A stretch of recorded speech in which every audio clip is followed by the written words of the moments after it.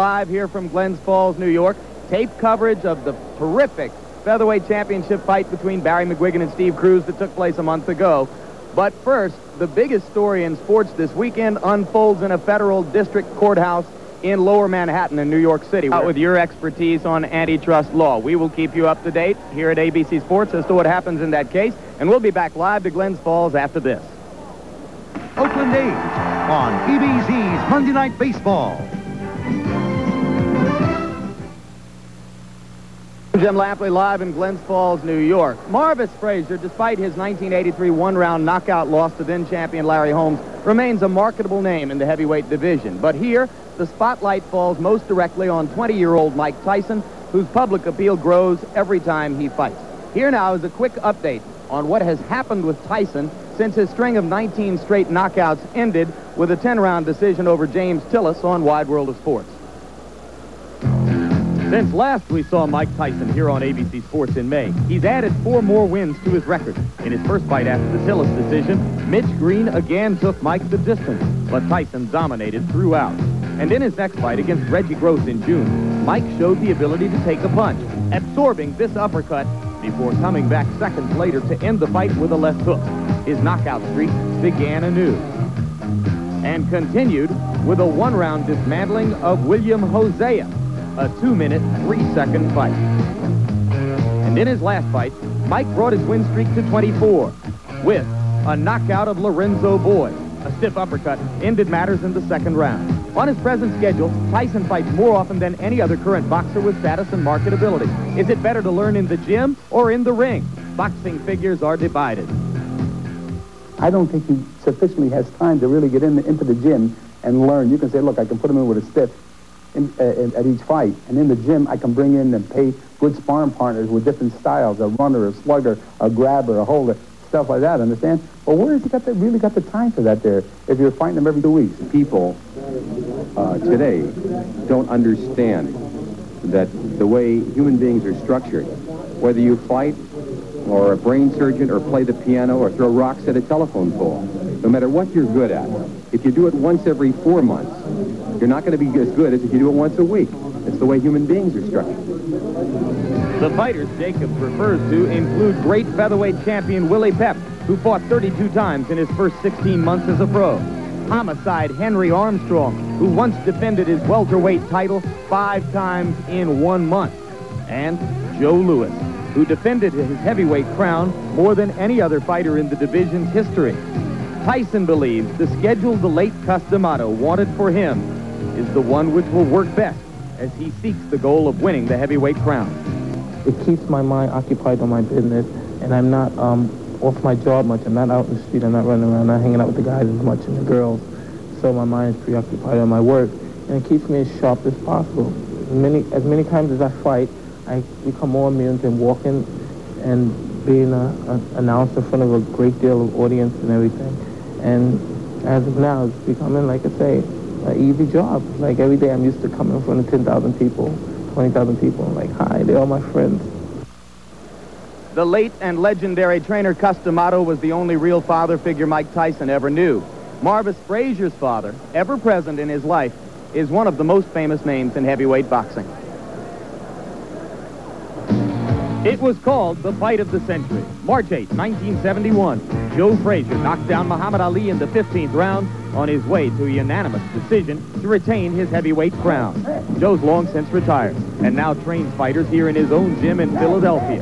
One of those, his own son Marvis, who works alongside other members of the Frazier clan. Marvis has developed into a solid 210-pound professional fighter, adding 20 pounds onto the body which first came to public attention in 1979 when he became the junior world amateur heavyweight champion by stopping an Austrian fighter named Olaf Meyer. After only 10 pro fights, many felt Marvis was rushed into a shot at Larry Holmes. They were correct. Holmes stopped Marvis in the first round. But since that 1983 disaster, Marvis Frazier has rebounded with 6 straight victories, including decision wins over able opponents James Tillis, Jose Ribalta, and in his last fight in February over James Bone Crusher Smith. Though dropped in the middle of the fight, Marvis battled back against the larger Smith to capture the late rounds and a unanimous decision. Marvis is not the first famous heavyweight son to take the ring.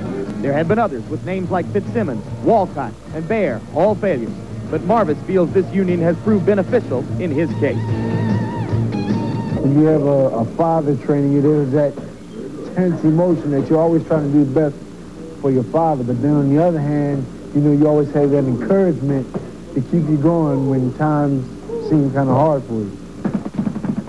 Joe keeps a watchful eye on his son, as his father did for him back in Beaufort, South Carolina. It's a special responsibility. That's a broad word, man. What you said, father. It's like, you know, there's a lot of daddies in the world today, but there's very few fathers. I think fathers should take control of families, because that's one part of you. I mean, it was that lady and you brought this kid in this world. So how you not going to be a father? How you not going to be a good leader? I don't understand. I didn't come from that school. It's a brutal business, but Marvis Frazier believes that working in it has kept this father and son close. My father's my father. I can't change that. You know, I love him. He loves me. So that just makes it even better, you know. You have somebody that you really love and that you really care for in your corner.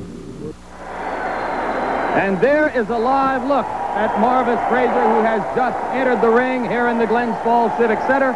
The record 16-1 with 7 knockouts. There are the vital statistics on the young man who is attempting to continue his father's legacy in the sport. Now entering the ring, the local favorite, trains and lives in Catskill, New York, has fought so many of his bouts here in the Albany, Troy, New York area.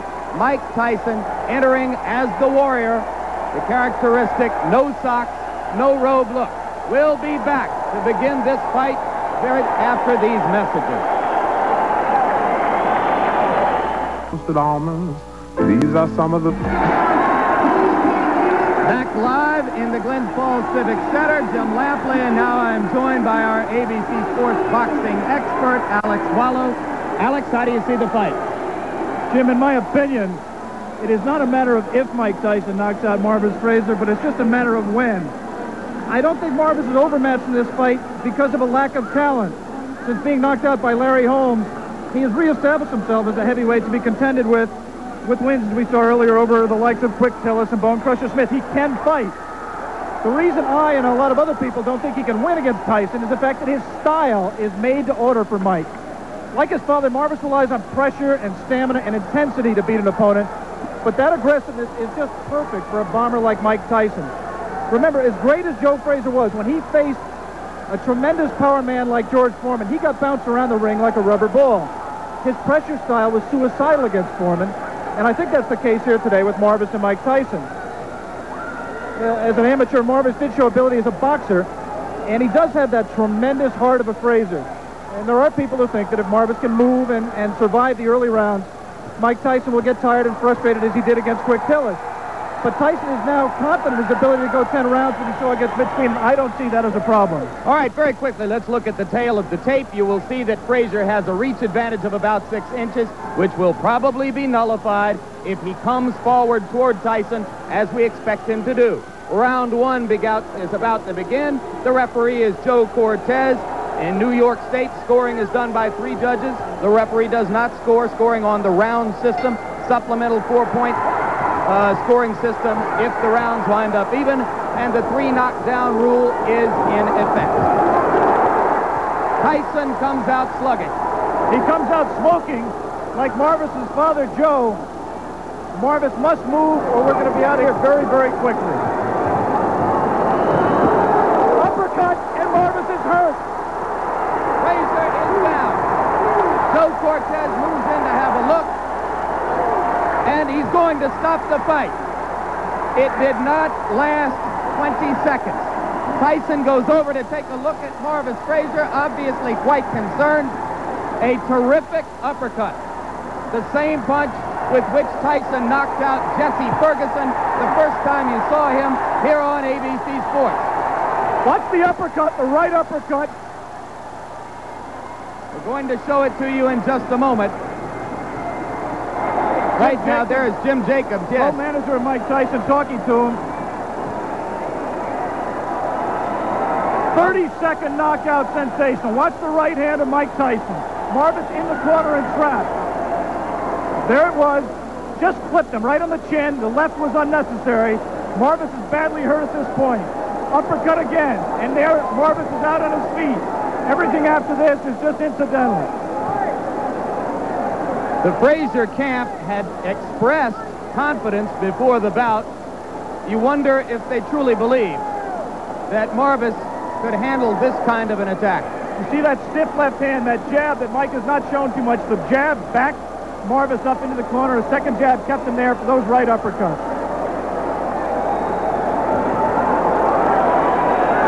There will continue to be skepticism in some quarters regarding Tyson's stamina, his ability to take a punch, his technique in the ring. But with each succeeding bout, any skepticism about his punching power has to evaporate.